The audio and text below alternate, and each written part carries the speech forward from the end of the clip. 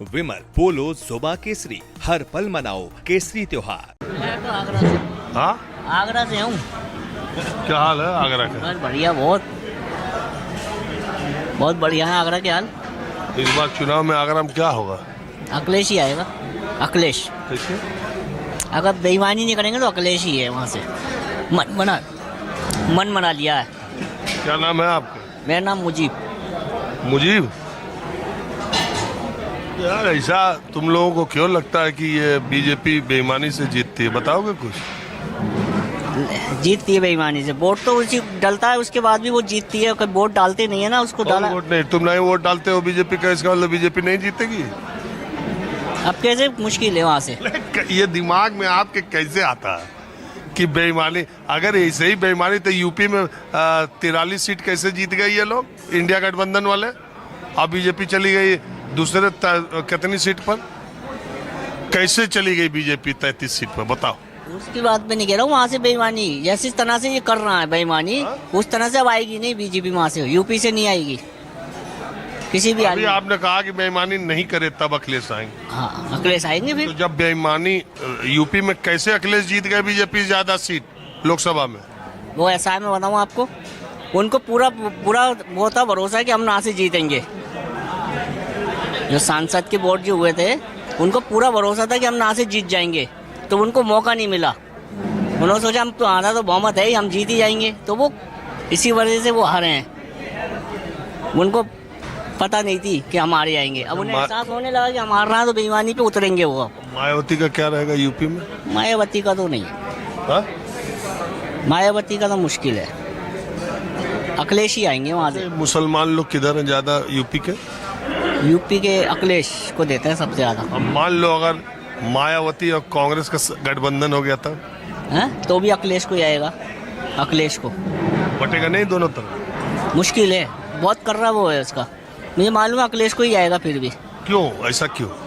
इसलिए आएगा कि मन बना लिया है लोगों ने अखिलेश को, वहाँ के लोगों ने।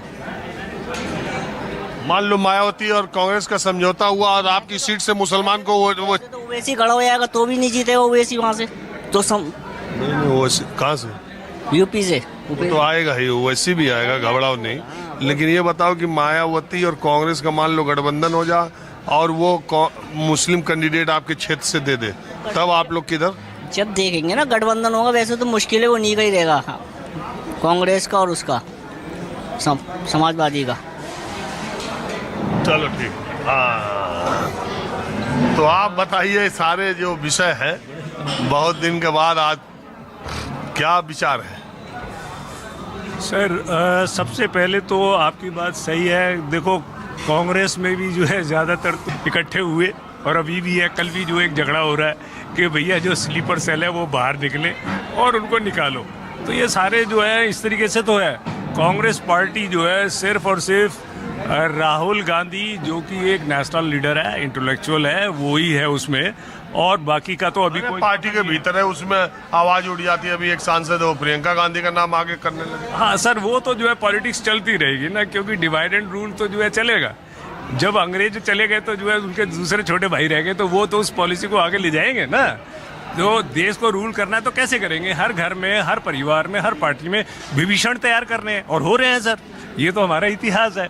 और आपको एक बात बता दूं, ये जो डिवीज़न की ममता के केस में आप बिल्कुल भी सफल नहीं होने जा रहे हैं, क्योंकि ममता जो है वहाँ मुसलमानों को, हिंदुओं को अंग्रेज फेल हो गए 2005 में, पार्टीशन करा के फिर वापिस लिया है। वो लोग जो है अपनी मातृभाषा से जुड़े हुए हैं। वो हिंदू मुस्लिम बाद में, सबसे पहले वो एक दूसरे को पहचानते हैं उनकी लैंग्वेज से। आप देखिए ना, आप बांग्लादेश में आज भी जो है सोनार बांग्ला, रविंद्रनाथ टैगोर का वो राष्ट्रगीत जो है बंगाल में चल रहा है, वो मुस्लिम्स है। तो उनकी जो अटैचमेंट जो है लैंग्वेज से है। लैंग्वेज से वो लोग जो है ज़्यादा प्यार करते हैं और आदमी को पहचानते हैं। हम लोग जो है धर्म से पहचानते हैं, पहले धर्म पूछते हैं और जात पूछते हैं। तो मेरा ख्याल तो जो है आप ममता को जो है बीजेपी खुद ही जिता रही है, इस तरीके के जो है विभाजनकारी जो है वो रख के। और सफ़र कौन कर रहा है? अब वो जो है वो दास मारा गया, वो दलित है। और मथुआ जो है वो बेचारे सारे के सारे इधर बॉर्डर क्रॉस यहाँ आए हुए हैं इधर। उनका तो अगर कोई भी आदमी जो है उनके हित में सोच सकता है तो वो तो ममता है ना। बीजेपी का तो ये इतिहास ही नहीं है। दलित के लिए सोचना करना या ओबीसी पूरे देश में बीजेपी, सुन लीजिए, पूरे देश में बीजेपी चुनाव जीता। आपने बोला बीजेपी ने 2014 से 24 तक जिस तरह की अपना ग्राफ बढ़ाया है, 77 सीटों तक विधानसभा में वो पहुंच चुकी है। ठीक है, गैप बहुत ज्यादा है, लेकिन ये तो आप मानेंगे कि बीजेपी का बंगाल में एक अचीवमेंट है कि आज उसका लीडर ऑफ अपोजिशन है। बाकी सारी पार्टियां, सीपीएम जो इतने 3 दशकों से ज्यादा राज की, आज उसके एक विधायक नहीं है, एक एमपी नहीं है। और बीजेपी जिसके 1999 तक एक विधायक नहीं था, पहला विधायक जो जीता था 99 में, आज वो कहाँ है?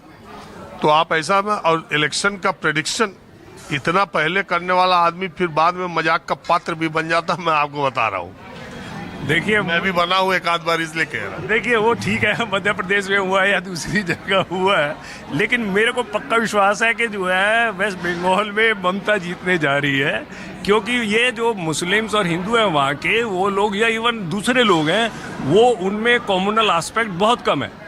और हम जो है नॉर्थ में जो अरे पश्चिम बंगाल में एक बात बताइए, बांग्लादेश में हिंदुओं के साथ जिस तरह की घटना घट रही है और जिस तरह का पीछे 1 साल से है, वो भी तो बंगाल का ही एक हिस्सा है। आप नहीं मानते कि पश्चिम बंगाल में उस सेंटिमेंट का असर पड़ेगा? कितनी दूर है, मैं तो गया हूँ।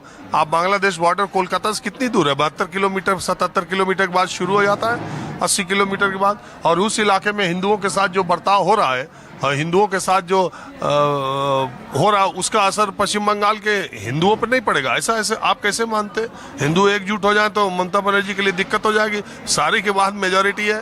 बीजेपी यही तो नैरेटिव बना रही है। बीजेपी यही नैरेटिव बना रही है। बीजेपी क्या? अरे मैं बिल्कुल, दिक्कत यही बिल्कुल है। बंगाल में यही नैरेटिव बना रही है। नहीं, देखिए बात यही, अगर इस तरह से बात करने लगे तो आप कहोगे कि आप बीजेपी के नैरेटिव पे बात कर रहे हैं। अरे ये बात क्या